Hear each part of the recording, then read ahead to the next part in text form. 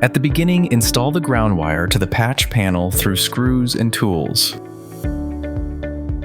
Each cable includes an integral release tab that snaps in and out of the patch panel to save installation time and doesn't need to match other products. Complete the installation of the detachable rear pole of the patch panel.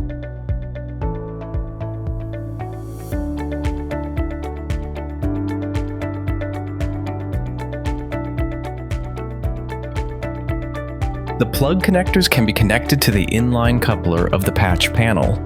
Plug and play RJ45 connectors reduce installation time and labor cost. Complete the installation of the detachable rear pole of the patch panel.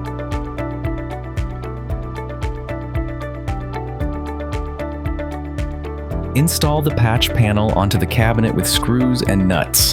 The patch panel fits on racks or cabinets with 19-inch mounting widths. Install other products neatly on the cabinet as well.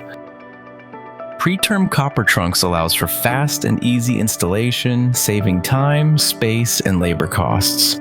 You can use different connectors and shielding types to meet your cabling requirement.